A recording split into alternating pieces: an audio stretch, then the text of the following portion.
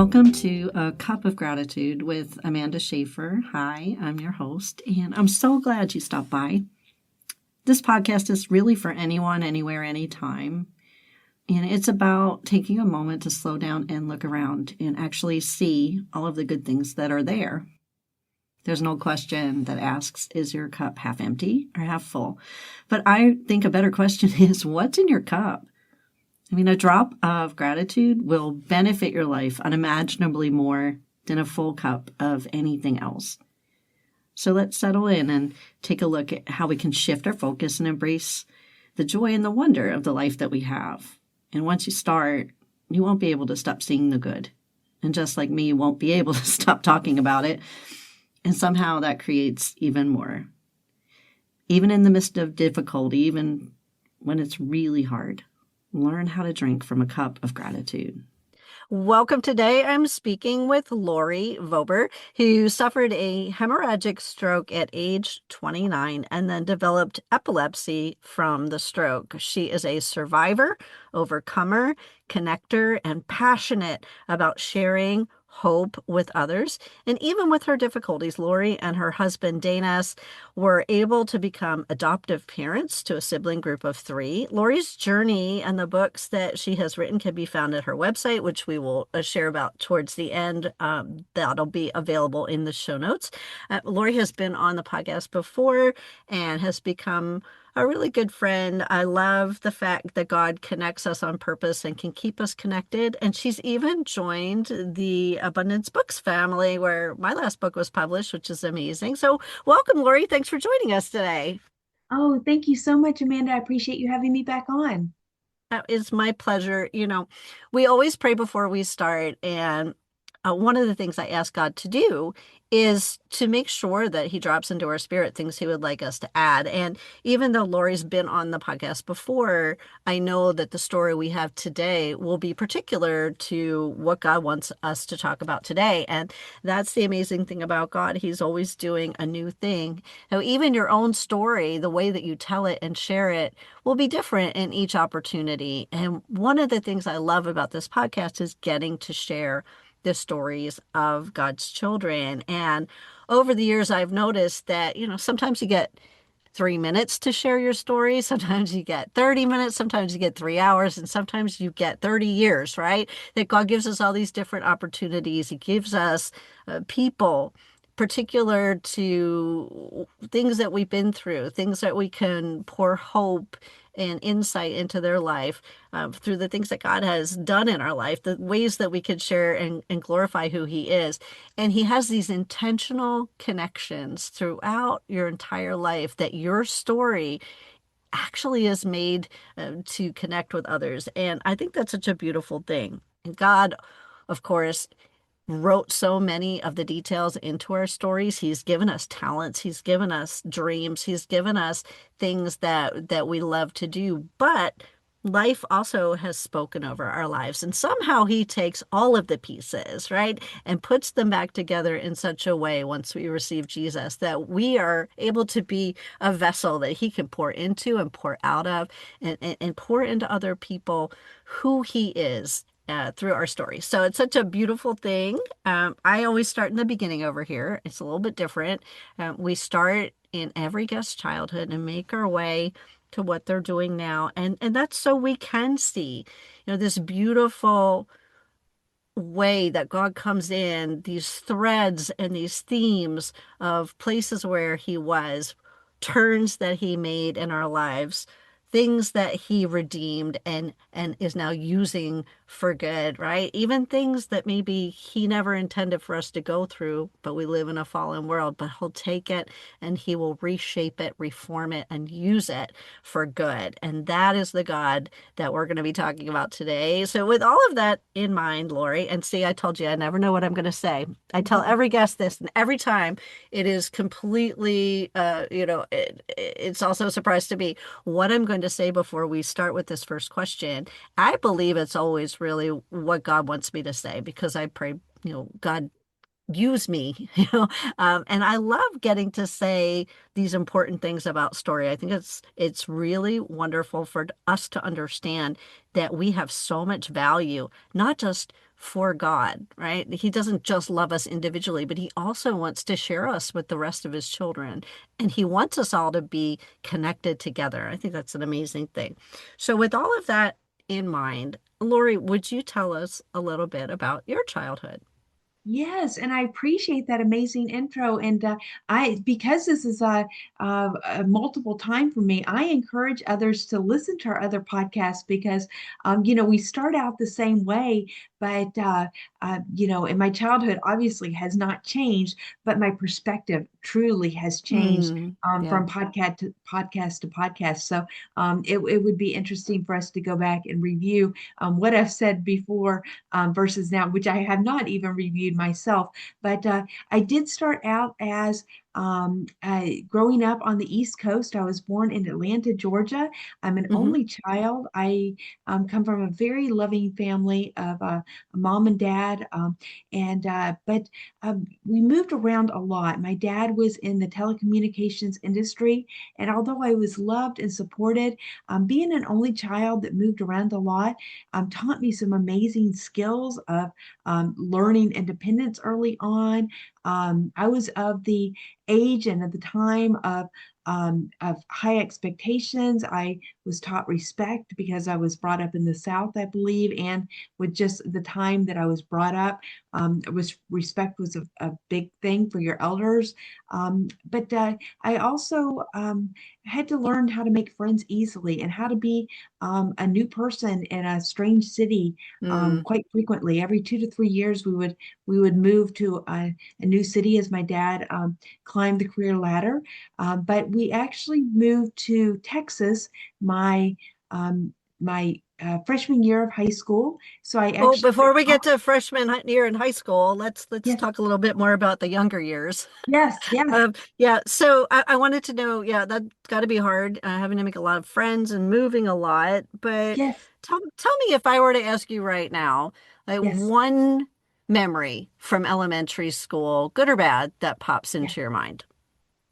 Mm, I think the good is I had some amazing friends that I didn't even realize how important they were at the time, and some Mm, amazing opportunities. Just being a part of team sports and team events that mm-hmm, I think shaped my love for activities early mm-hmm, on that carries through my entire life. And I didn't realize at the time from an early age, my parents putting me involved in so many activities yeah, shaped how I was. I think a downside was I struggled with identity and mm, who I was from an early age because I was never grounded in one place.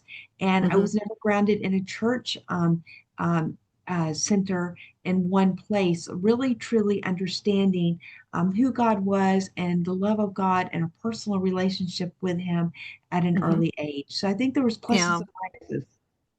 So many of us never heard the entire gospel. We didn't hear the whole gospel. And so we miss out on the personal connection and we don't understand our identity. I love the fact that your parents did involve you in a lot of team type things because community is so important and you were an only child and you moved a lot. And so, having this understanding of how people can work together as one is a really important thing to know later when you do come to Christ and you do understand the body of Christ and that we're one family. You and I were talking before we started recording about how much I absolutely love getting the opportunity to come alongside and link arms with people, share what they're doing, have them on the podcast or share their books on my platforms or go on and be a speaker for their events, those types of things, because I think it's so important for the world to see that we are not in competition with one another, that we actually are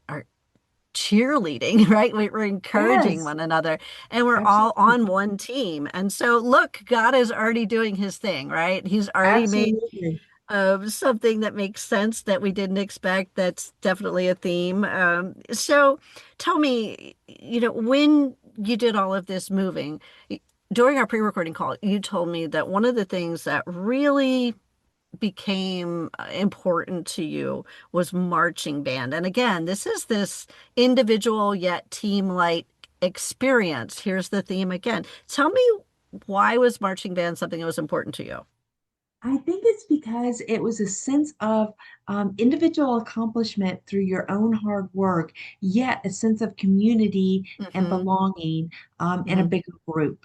Yeah. And I think I craved that community. I craved that acceptance because I always had it from my parents. But being an only child, you didn't have siblings, good and bad. I know everybody has a different upbringing with siblings. But when you have a bigger family, you automatically have a big family unit of, I believe, belonging. And when you're Hmm. an only child, it's just different.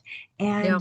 And so I think that marching band community kind of gave me a feel of a bigger community and almost brother sister Hmm.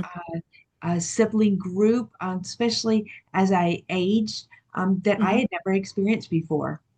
Yeah. And I think God, if we look back, peppers in different experiences and people to kind of balance the things that might be missing. And I love that about him. And he is the one who writes the best stories, right? So I believe like Absolutely. he's always so engaged in our lives, and he doesn't miss a detail, and he tries to offer us, he doesn't force us to receive what he offers, but he tries to offer us some encouragement and good things along the way. Now, you also mentioned to me that it was a friend who had invited you to church. So was your family going to church at all when your friend invited you? What was that experience like for you? No, actually, my family had not. I grew up in a Methodist and Presbyterian background Hmm. through my childhood.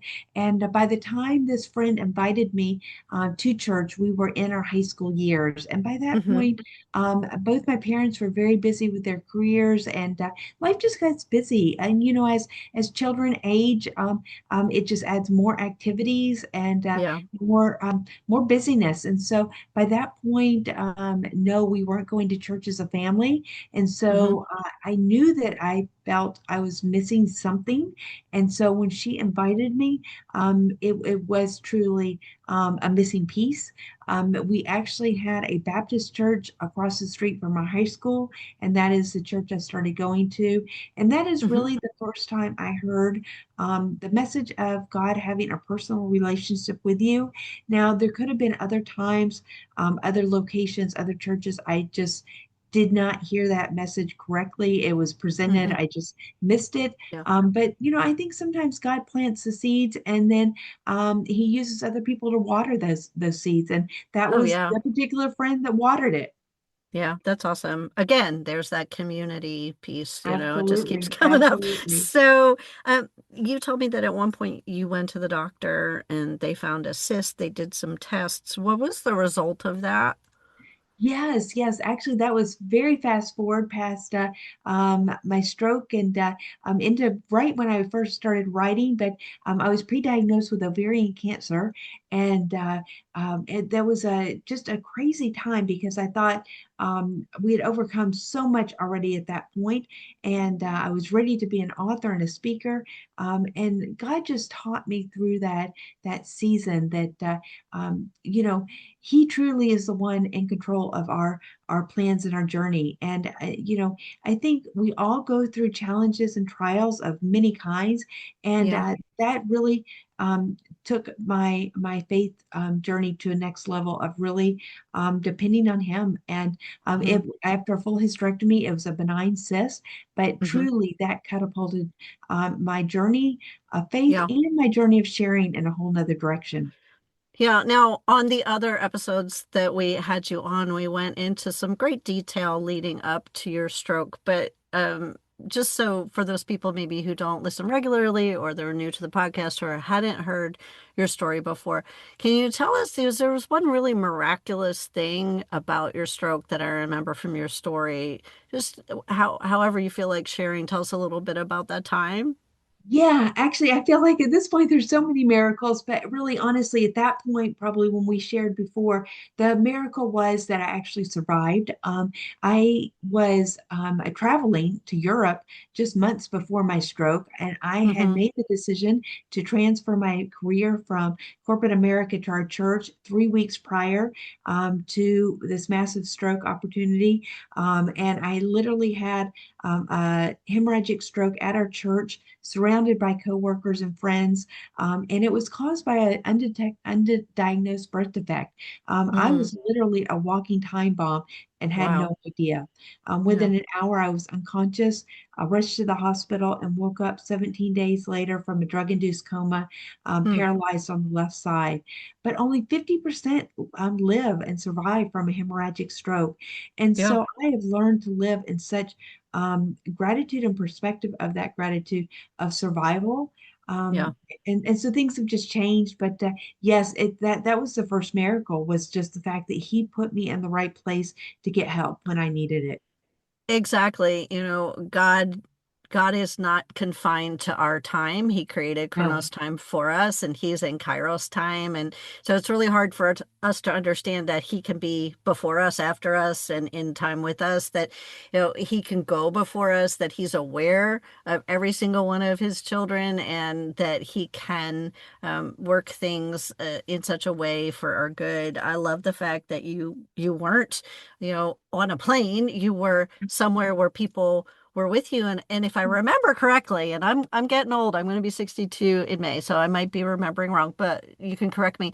If I remember correctly, it was a day that normally people weren't in the office, but this time they were. Or is that Yes. another? Yeah. Okay. You have a Yeah. good memory. Yeah. It was a Yeah. Friday, and churches are usually closed on Friday. So, yes, I had a women's Bible study going on down Hmm. the hall, and I Hmm. had a coworker being trained with me. And Yeah. I was brand new. I was only 3 weeks into this job as an office manager. So, God aligned it perfectly for me to be in the exact right place that He needed me to be to safely get help Yeah. when I needed help at the right time.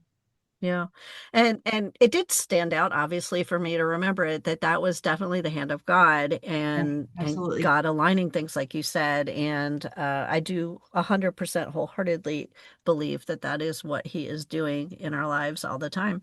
And sometimes we have things that maybe perhaps we don't want to look at, or they seem so difficult or unfair, or all of the words that you can come up with, right? And anyone listening, I'm talking to you.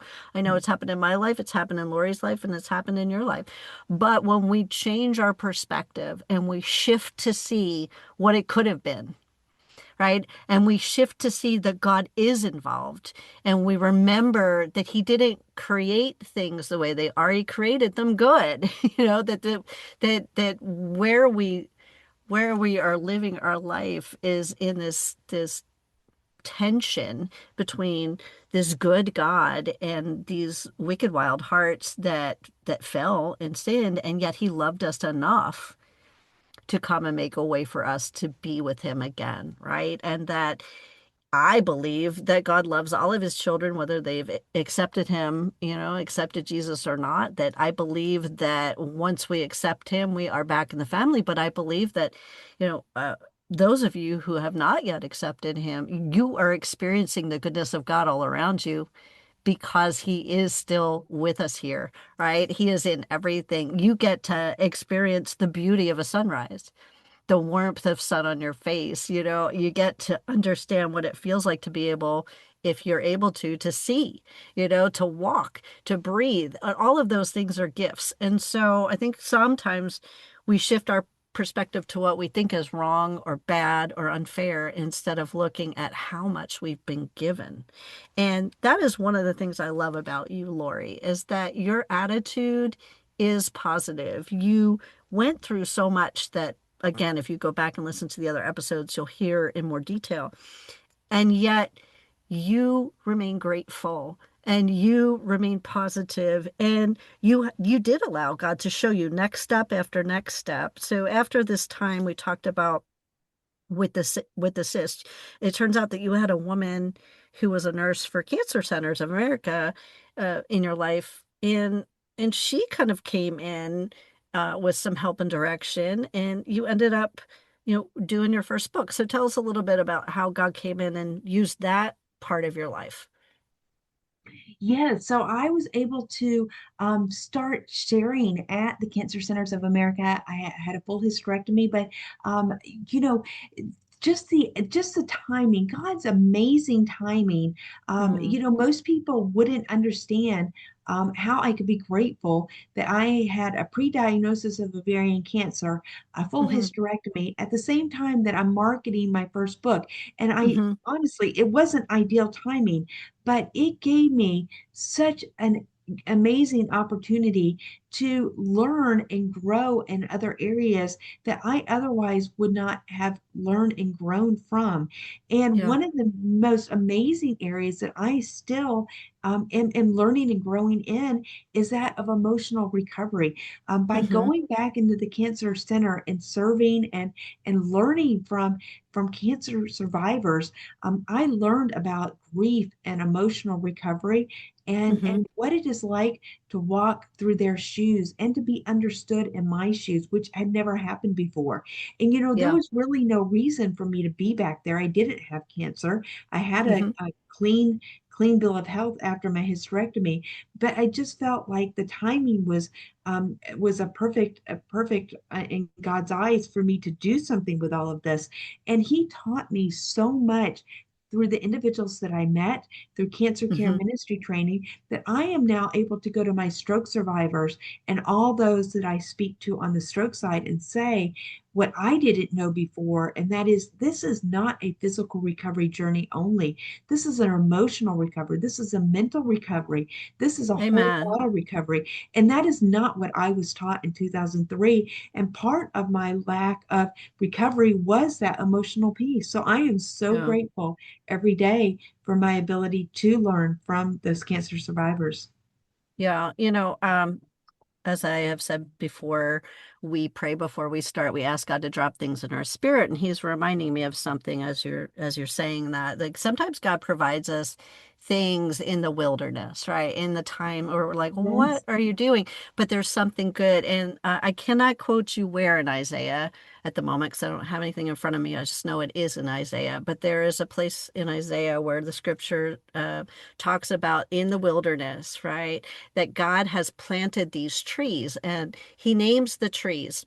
And I'm a digger and I'm a word nerd. So I'm always looking things up. And names are really important to God all throughout the Bible, even the meaning of the names of things that are mentioned, right? So I looked up these trees and they meant things like strength and love and joy and marriage and all of these like bold and good things, right? In the midst of a desert, in the midst of a wilderness, God had planted these things. And what came out of my time with God in looking all of that up was, you know how long it takes for a tree to grow from a seed? Those things were planted there for you so far before you got there, so many years before you got there, waiting for you. There was goodness in the wilderness. I love that. Thank you for sharing that. That's amazing. Yes, that's such a good reminder too. And it goes back to the idea of perspective that we already talked about. Yeah. We can get stuck in what we don't understand Yeah. so easily, and Yeah. and that's what God is saying to us all the time. You're not going to understand your journey, but He's hmm not asking us to necessarily understand. He's just asking us to trust and partner with Him. That's right. That's right. And if you look in the Bible and you read the stories of the Bible, God treats us the same way as these biblical characters. What does he say to Abram? Go, and I will show you what to Yes. do next. He is constantly giving us the next step, and he knows where he's leading, and he knows why that step is necessary, and he knows what he's strengthening and what he is getting ready for the next season and the next thing he has for us. He knows everything about the journey. And so, really, like you said, it's about us trusting that he does, trusting in the one who's telling us where to step and what to do, and who is with us even in those difficult things, knowing that he is good. He can't be anything but good. And so, that's what I love about you, Lori, is that you're one of the people who has been through a lot of things, who still is joyful, thankful, grateful. I'm the same way. If you look back at some of my life, you'd think, oh my goodness. And most people, right? Probably this happens to you. If they don't know that and they meet you, they just think you're this strong, joyful person, right? Who's Right. just really kind and loving. And then they find out and they think, whoa, how can you be like that? And that's when we get to point to God. Yeah, absolutely. Absolutely. Yeah. Because without him, we wouldn't be like this. We would be No. stuck and bitter and the things that happen Yes. and Yeah. our broken dreams and our grief and our loss, because it's only through him that has been redeemed. Yeah.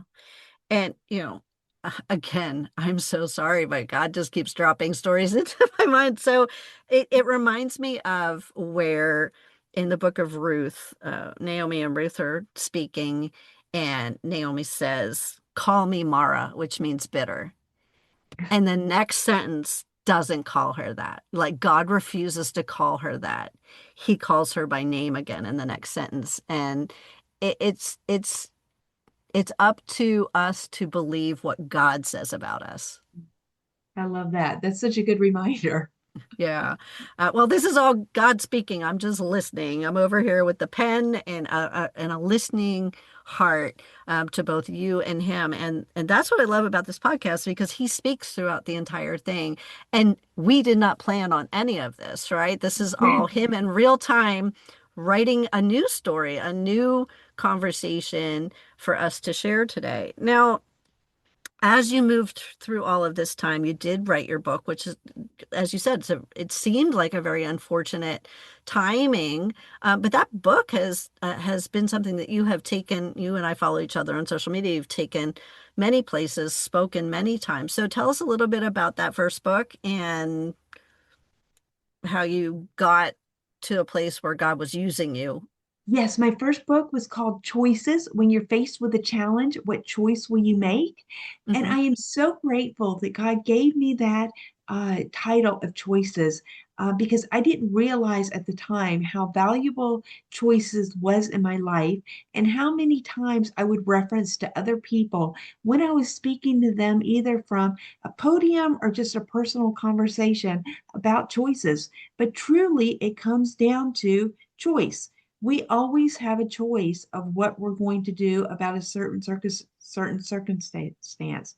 And I think so many times, even in my life, I've had to go back and look in my own words. And I think, okay, God, you allowed me to write what you allowed me to write for myself, not for the next reader, because it is so easy for each and every one of us to get stuck in what we don't understand, what we can't Yeah. control, because we like to be in control.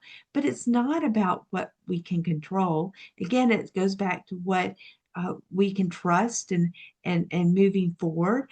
And I am a type A personality. And so I like to know the big picture. I like to know what's going to be in front of me. And I still have challenges today. If you saw me in person, I still have Hmm. a left side disability 23 years left. 23 years later, I'm Hmm. still suffering with health challenges. So I've had to learn that my faith is bigger than my fear. And the idea of choices, even when that book came out 4 years ago, it's still um, what I speak about today. Yeah. And it's again that perspective shift. Like it's the intentionality, right? We're given choice. God created us with choice. And that's how Adam and Eve fell in the garden, right? He prepared a world that had everything they needed. Then he put them in a garden and gave them work, which purpose, gave them relationship, and then also in that garden everything that they needed. And yet the one thing that he said not to do, they still did. And yet he loved us enough. I always say this, and I can't remember the first time I thought of it, but you know, when God created the angels and they fell, right? He gave them choice, right? And some of them fell. He did not send Jesus for them. When he created Adam and Eve, he created family. He took his hands and formed Adam out of the dirt, right? He breathed his holy breath into him. He made family. He came back to make a way for us to come back into the family. Like, we are made in his image. Nothing else was ever made in his image. And we were made to worship him and have a relationship with him. And that's a beautiful thing.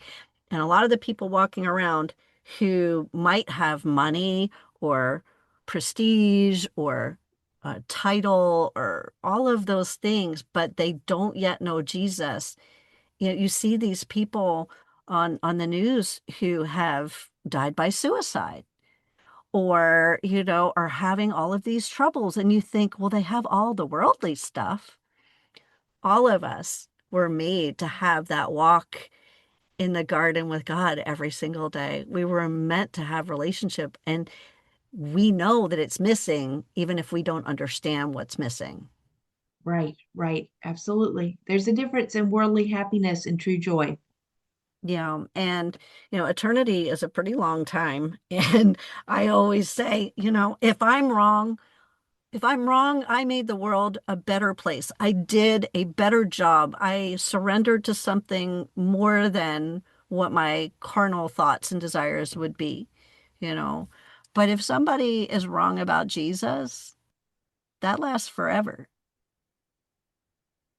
And I think That's it's so important that, you know, that you're able to point out, you know what, I still have all these ailments and struggles, but I'm out there sharing about the goodness of God. And I'm out there sharing that it is an intentional choice. And I've loved watching you, you know, you travel all over and you are exactly doing exactly what you say you think. You know, you're pouring into other people, and that has become your life. And I think that's what God does. He takes our things, right? And he gives us opportunity. Okay, what do you have to offer? You know, you have the little boy came, he had some fish and some loaves, not a whole lot, right? But he offered up what he had, and Jesus took it and he blessed it. He thanked God for it. He broke it and he multiplied it. And so that's what he does when we come and we say, hey, here, you know what?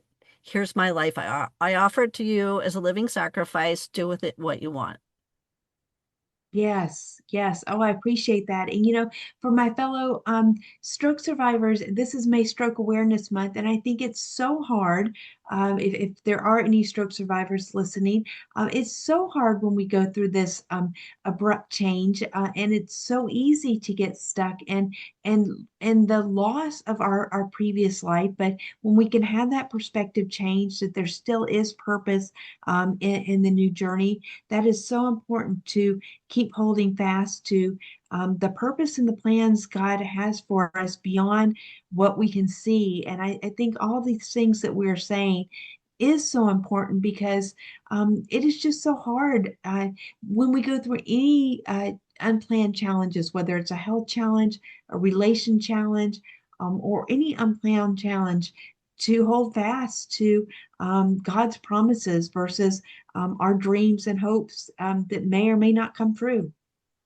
Yeah, and we're going to be having this episode go out during Stroke Awareness Month on purpose. So people are going to be, you know, told that that's what this is, and hopefully we're going to have a lot of people listening that you can be speaking to. I hear you saying that it's not about your circumstance, right? That our Right. peace really comes from Jesus. Peace isn't a circumstance, it's a person, it's Jesus. And so his peace is above and beyond our understanding. But I would say that Lori is a great example if you're someone listening who has been through this or is going through something similar, that you can have peace and joy even with all of that struggle. And I don't understand that struggle. I've never had that struggle, but Lori is someone that you should definitely follow. She's going to continue. Gosh, she's done so many collaborative works. We're going to talk about that. She continues writing all the time, all of this traveling. You know, God has given her an abundant life. He has, and it's so interesting because my dad understands my personality.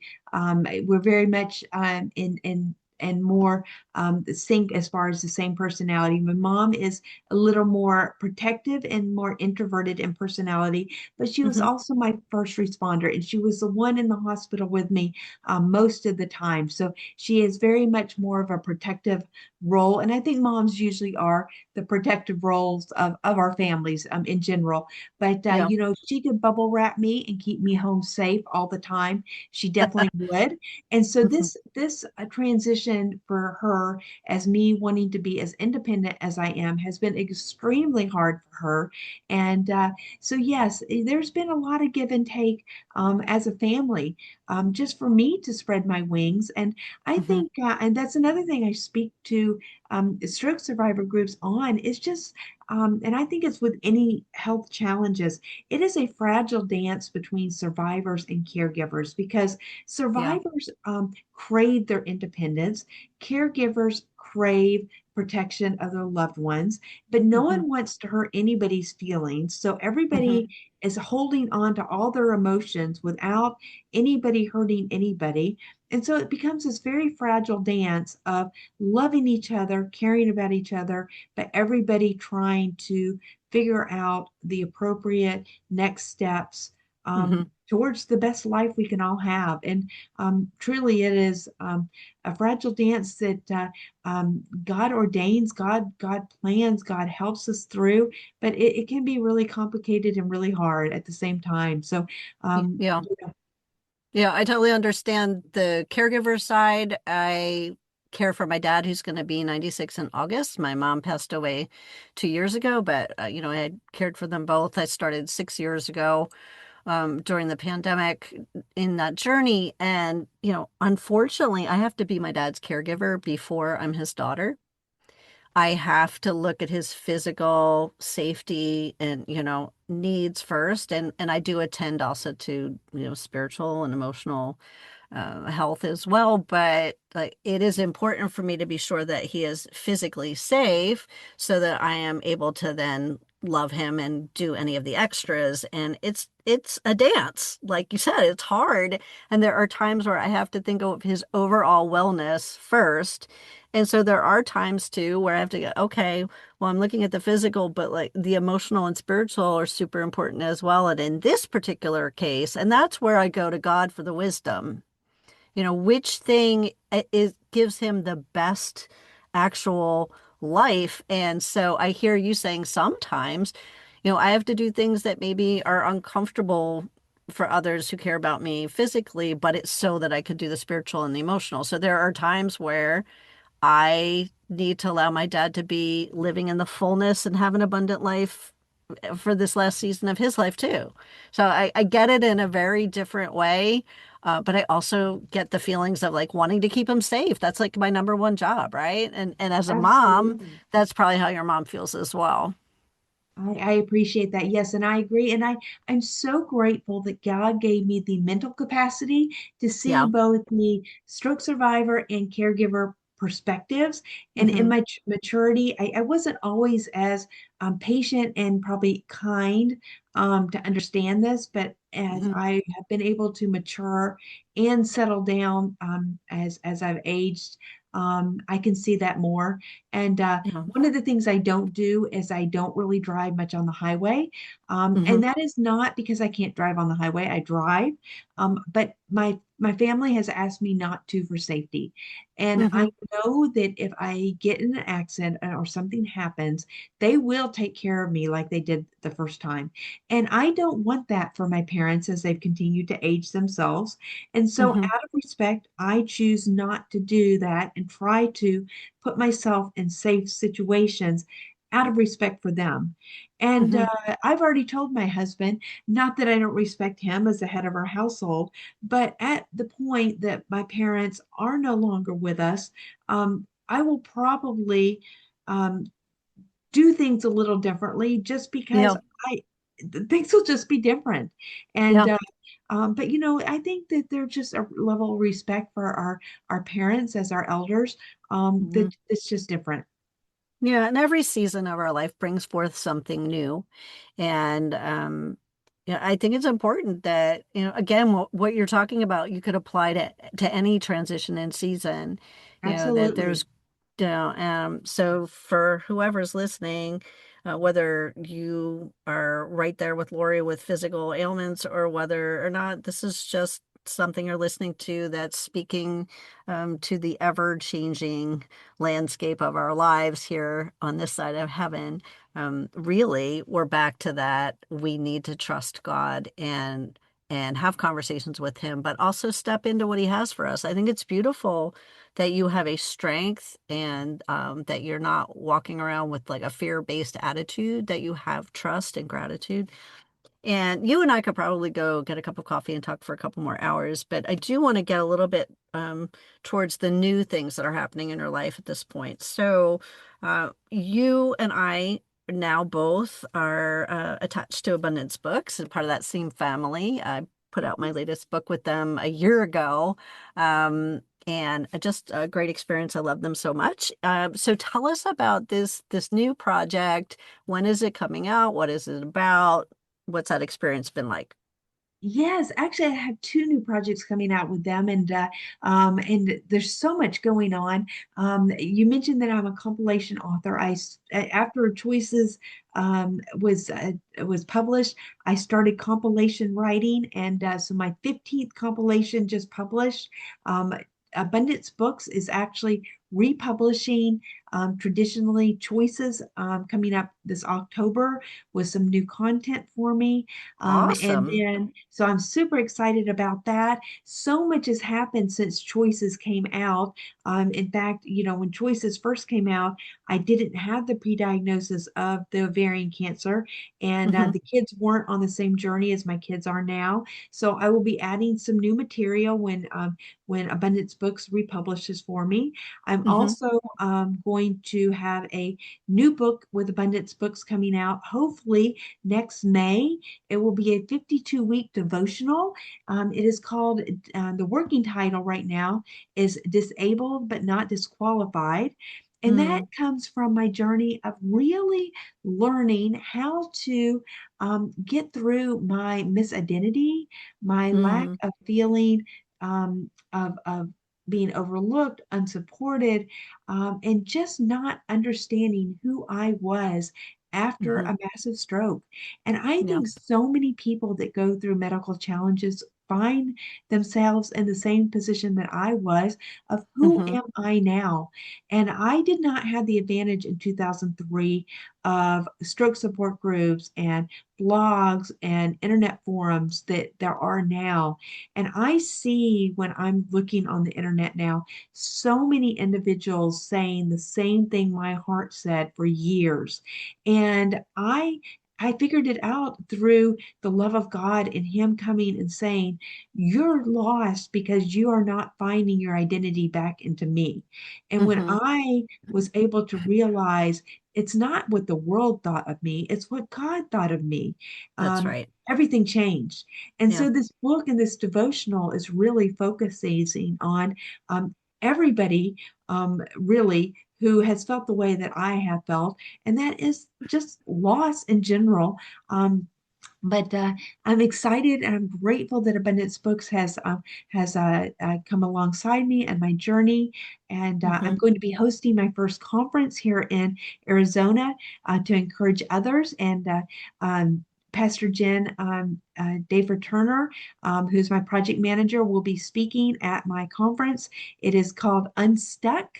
It will be October 17th in Phoenix, and it will be to encourage others Hmm. who have gone through different challenges. And the point is to encourage others that they are not alone and that there is other people out there that have also gone through challenges, and that we always have a choice of being stuck in what we can't control or Hmm. persevering forward with faith and resilience through our dependence on God. Yeah, I love all of that. Again, there's that perspective shift again in disabled but not disqualified. I Yes. love that you're doing that October 17th Unstuck. Is there a link or anything that you wanted to share in the show notes when we do everything? I would love that. Yes, there's Sure. an actual a website for the conference, and Sure.